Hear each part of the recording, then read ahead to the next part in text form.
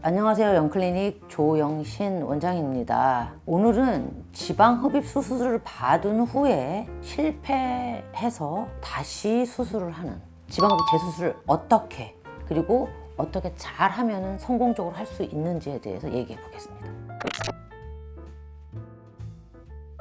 두 가지로 나눠 볼 수 있어요. 첫 번째는 흡입 수술을 했는데 효과가 없다. 지방 흡입 수술이 제대로 이루어지지 않은 경우. 두 번째로 지방 흡입 수술을 받았는데 울퉁불퉁하고 딱딱해지고 함몰이라든가 피부 색깔의 착색이라든가 이런 여러 가지 부작용이 와서 부작용을 치료하기 위해서 오신 분들 두 부류로 나눌 수 있습니다.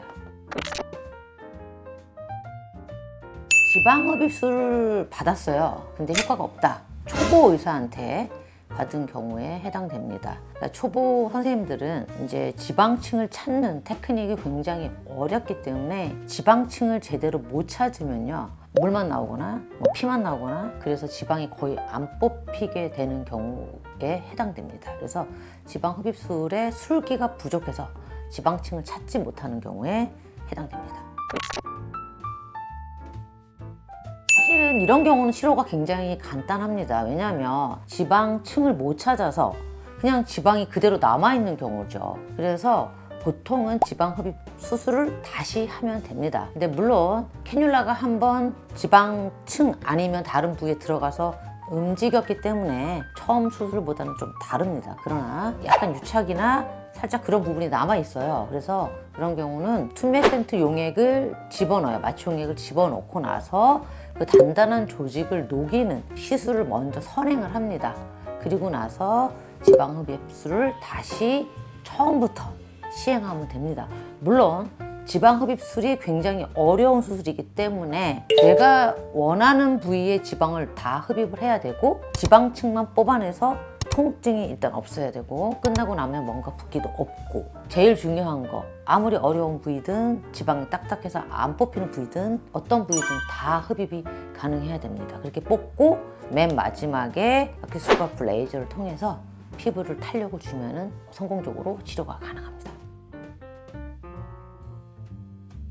피부하고 근막이 이 사이에 있는 지방층 있잖아요. 이거를 이제 뽑아내야 되죠.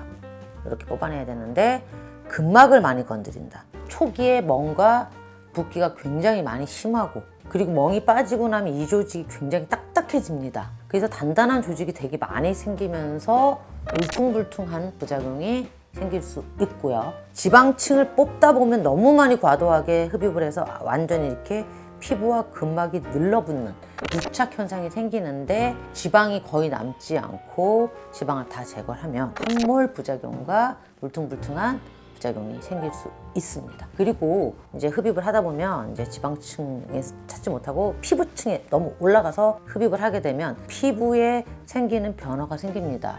예를 들면은 피부 착색 반응이 가장 흔하고요. 너무 많이 과도하게 흡입을 하게 되면 빨갛게 돼서 혈관이 많이 다시 생기는 그런 현상으로 인해서 불균증이 생기는 현상이 있을 수 있습니다. 부작용이 생겼다. 그러면 어느 정도 부작용이 생겼는지 저희가 알아야 되잖아요.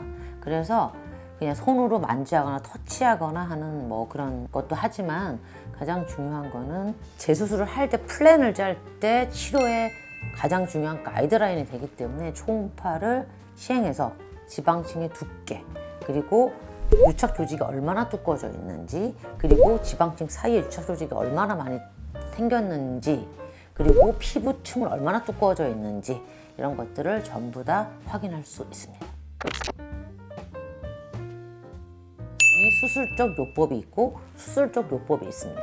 그래서 울퉁불퉁해지긴 했지만 지방세포가 어느 정도 남겨놓고 흡입을 한 경우에는 비수술적 요법을 통해서 치료가 가능합니다. 그런데 너무 많이 뽑아내서 지방세포가 거의 없다. 그런 경우는 당연히 지방을 다시 채워서 살리는 줄기세포를 이용한 지방 이식술을 통해서 그런 수술적 요법이 필요합니다. 비수술적 요법에 대해서 치료 방법에 대해서 일단 설명을 드리겠습니다. 이식을 하거나 지방을 다시 뽑거나 그런 게 아니에요. 그냥 단순하게 우리가 울퉁불퉁해진 조직을 풀어주는 시술을 하는 거죠. 지방층이 남아있어요. 남아있고 여기가 많이 딱딱해져 있고 울퉁불퉁해져 있단 말이죠. 그러면 얘가 늘러붙어서 울퉁불퉁해 보이는 거예요. 그러면 이 딱딱한 조직을 녹여주는 치료를 하는 거죠. 그래서 제가 제일 많이 하는 방법은 단단한 조직을 녹여주는 용액을 주사한 후에 그 조직을 풀어주는 체충격파를 통해서 딱딱한 조직을 느슨하게 해주고 그 조직을 깨뜨리는 그런 시술을 통해서 울퉁불퉁한 것을 부작용을 치료할 수 있습니다. 울퉁불퉁한 게 심한 부위에는 플레이틀렛 리치 플라즈마, 그러니까 PRP, 그러니까 농축 혈소판을 직접 주사를 해서 그곳을 단단한 조직을 더 많이 풀어주게 하는 시술을 합니다. 물론 유착 조직이 어느 정도 있느냐에 따라서 시술의 횟수는 뭐 2회, 뭐 3회 이렇게 이루어지고 있고 보통은 한 달에 한 번 정도 시행을 하는데 굉장히 치료 성과가 좋습니다. 그래서 지방이 남아있다, 그냥 단순하게 울퉁불퉁하다 그런 경우에는 체충격파를 이용한 치료법을 유착 완화술을 통해서 치료가 가능합니다. 수술을 꼭 해야 되는 경우가 있습니다. 지방을 뽑아냈어요. 근데 울퉁불퉁해졌는데 초음파를 보니까 지방이 없어. 그냥 이렇게 쫙 붙어 있어요. 붙게 생겼어요. 지방세포가 거의 없어. 그러면 이 부위는 저희가 지방층을 새로 만들어야 됩니다. 그래서 줄기세포를 혼합한 지방 이식 수술을 통해서 그 부위에 지방을 다시 넣어주는 줄기세포 지방 이식술을 해야 합니다.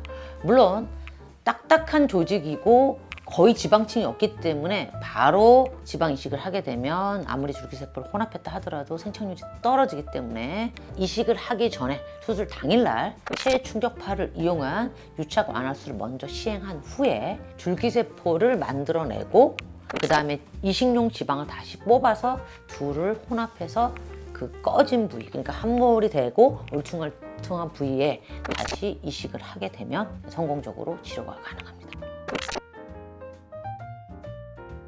자, 줄기세포를 꼭 써야 되느냐? 재수술의 경우에는 반드시 줄기세포를 혼합한 지방 이식을 해야 합니다. 왜냐하면 딱딱한 조직은 혈관이 일단 별로 없어요. 그리고 혈액순환이 안 좋습니다. 단단한 조직도 많고. 그래서 거기다가 줄기세포 없는 지방을 넣게 되면 일단은 생착률이 떨어질 수밖에 없고요. 줄기세포를 저희가 지방에만 혼합해서 이식하는 것이 아니라 줄기세포만 단독으로 딱딱한 조직, 유착 조직에다가 주사 놓는 시술도 합니다. 그렇게 되면 딱딱한 조직이 녹아서 풀리면서 더 좋아지고요. 피부가 막 딱딱해지면서 막 빨갛게 되고 막 신생혈관이 생겼다. 그런 부위에 줄기세포를 주사를 직접 피부에다가 주사를 놔주면 그것도 해결됩니다. 그래서 줄기세포는 두 가지 요법으로 사용합니다. 그래서 첫 번째는 지방 이식을 할 때 줄기세포 혼합해서 이식하는 방법. 두 번째로 줄기세포를 유착 조직에 직접 주사해서 딱딱하고 단단한 조직을 풀어주는 방법. 일단은 줄기세포를 섞어서 이식을 안 하게 되면요, 생착률이 일단 떨어져요. 그리고 지방 이식술을 할 때 지방을 모으는 스킬이 있죠. 그걸 정제라고 하는데, 정제할 때 원심 분리를 하면 줄기세포가 빠져나가요. 그러니까 줄기세포가 별로 없는 지방을 이식하게 되면 딱딱하고 혈액순환이 적은 부위에 넣게 되면 지방의 생착률은 당연히 떨어질 수밖에 없고, 일단은 이식한 생착률이 적으면 계속 반복적으로 이식을 해야 되는데 그렇게 할 이유가 없습니다. 줄기세포만 넣어서 이식을 하게 되면 생착률도 높고 결과가 좋기 때문에 두 번에 끝날 걸 4번, 5번, 6번 이식하는 거는 잘못됐다고 생각합니다. 자, 지방 흡입을 했어요. 근데 이제 대부분 흡입만 많이 하다 보니까 잉여 피부가 늘어지면서 처지는 현상, 그래서 피부 처짐 현상이 굉장히 많이 나타납니다.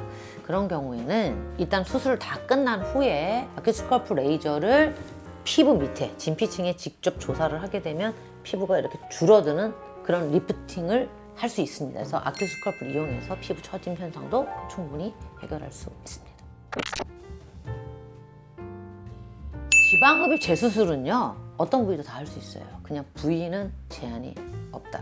그래서 제가 어떤 경우도 있었냐면 손등에 지방 이식을 했는데 너무 과도하게 주입이 돼서 그거를 흡입하러 오신 분이 있거든요. 그분도 손등에 지방 흡입도 했고 손가락도 지방 흡입을 해서 성공한 사례가 있습니다. 그래서 어떤 부위에 부작용이 생겼던 어떤 부위가 만족하지 않던 다 할 수 있다.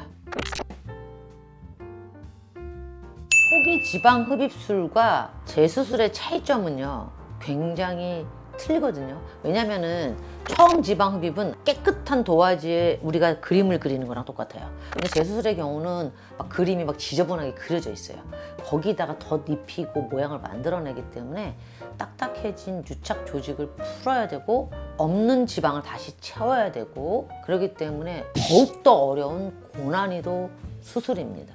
초기 지방 흡입술과의 차이점은 뭐냐면, 일단은 지방을 뽑는 단계에서 너무 많이 다른 조직을 건드렸잖아요. 그러니까 유착 조직이 얼마나 들어있는지 유착 조직을 진단하는 진단 초음파를 통해서 반드시 확인하고 치료 계획을 세워야 합니다.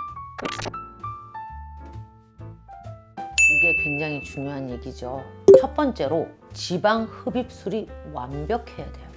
무슨 얘기냐면, 지방 세포를 뽑을 때 지방층만 공략하는 그런 스킬이 있어야 된다. 그래서 시술 직후에 통증도 없고 뭔가 붓기가 없이 지방 흡입이 가능해야 되고, 그래야만 지방을 채취할 때 딱딱해진 조직이나 울퉁불퉁한 부작용이 생기지 않습니다. 그러니까 일단 흡입술이 완벽해야 돼요. 두 번째로 지방 이식술도 완벽해야 됩니다. 지방 이식술은 지방을 뽑아서 다시 넣는 시술이거든요. 뽑을 때 깨진 지방을 넣게 되면은 그 지방은 죽어요. 그래서 살아있는 세포를 그대로 넣어줘야 된다. 그 다음에 세 번째로 줄기세포 시술이 완벽해야 합니다. 재수술의 경우에는 줄기세포 시술이 굉장히 많이 필요하고, 지방 이식할 때도 써야 되고, 딱딱한 조직을 넣을 때, 뭐 딱딱한 조직 풀어줄 때, 피부에 부작용이 생겼을 때 다 사용해야 되기 때문에 역시 줄기세포 시술도 완벽해야 되고요. 그 다음에 피부 탄력까지 좋아지게 하는 아큐스커프를 이용한 피부 탄력, 리프팅 시술도 완벽해야 되고, 마지막으로 뚫린 구멍까지 없앨 수 있는 흉터 제거술까지도 완벽해야 됩니다. 결론적으로 말씀드리면 지방 흡입술, 지방 이식술, 줄기세포 시술, 리프팅 시술, 흉터 제거술 5가지가 완벽한 의사한테 받아야만 성공적으로 치료가 가능합니다. 일단은 재수술이니까 환자분들이 제일 걱정하는 게 그거예요.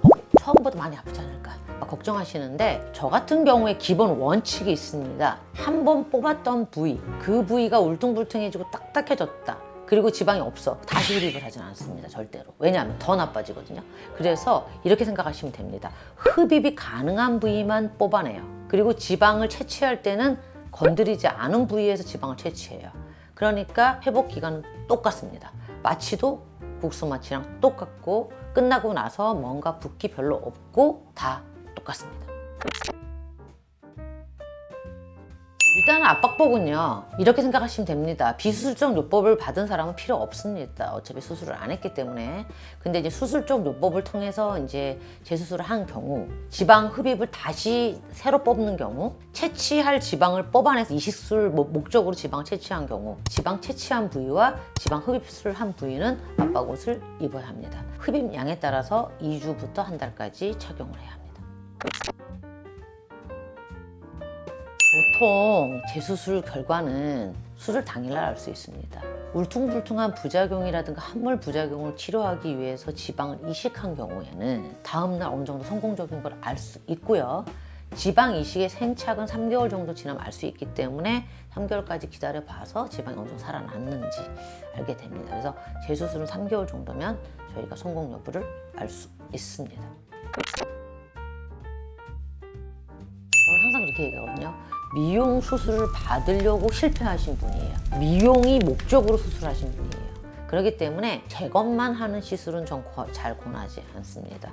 단순하게 함몰 부작용만 치료하기 위해서 치료하는 경우, 물론 환자분이 정말 원하신다면 그렇게 할 수 있지만, 기본적으로 미용 수술을 같이 병행을 하는 경우가 더 많습니다. 예를 들면은 엉덩이 밑주름이 많이 생겨서 함몰된 경우가 제일 부작용이 많거든요. 그런 경우는 그 함몰된 부위에다가 줄기세를 섞어서 이식을 하고, 처진 엉덩이를 올리고, 또 지방이 너무 많은 경우는 엉덩이에 있는 지방을 뽑고 리프팅하는 시술을 같이 하고요.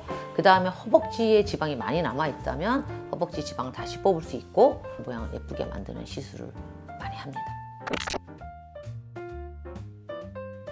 똑같습니다. 저는 3에서 5mm 정도로 지방 채취 부위에다가 절개를 하고 뽑아내요. 그래서 초기 수술과 흉터는 동일하고 그 다음에 이식한 부위는 흉터가 남지 않습니다. 그래서 저희가 구멍을 통해서 지방을 넣기 때문에 흉터는 큰 차이가 없습니다. 지방흡입 재수술에 대해서 제가 오늘 콘텐츠를 찍었는데요. 제가 제일 좋아하는 말이 있습니다. 재수술 하러 오신 분들한테 제일 많이 하는 말이 열정으로 찾는 희망. 저 같은 경우는 재수술을 엄청나게 오랫동안 했어요. 2004년도부터 지금까지 거의 19년 정도 치료를 했는데 성공적으로 치료하신 분들이 많습니다. 희망을 갖고 정말 활기차고 밝게 다시 살 수 있게. 안녕.